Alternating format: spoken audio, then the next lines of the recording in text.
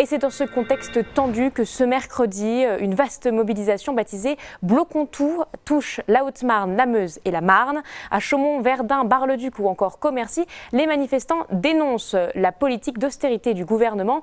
Justement, à Bar-le-Duc, ces manifestants se sont retrouvés dès 10 h sur la place du marché couvert. Léo Martin, tu es à proximité. Comment s'organisent les citoyens présents ?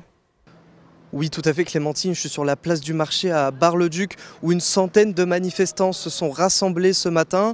C'est avant tout un rassemblement citoyen. L'idée est d'échanger sur les prochains modes d'action, mais également sur le mécontentement des citoyens présents.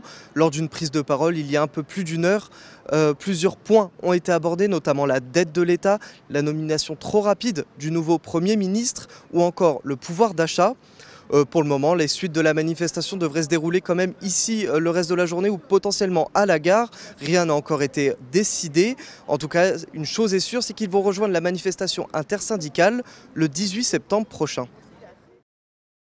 Et à Chaumont, plusieurs centaines de manifestants sont également sur place. Célia Richard est allée à la rencontre de l'un d'entre eux, Philippe, qui lui a fait le déplacement pour défendre les citoyens. On l'écoute au micro de notre journaliste.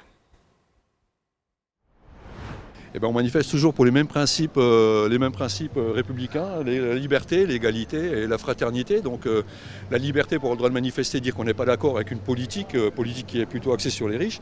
L'égalité, de moins en moins de riches, de moins en moins de pauvres aussi, ça s'appelle la répartition.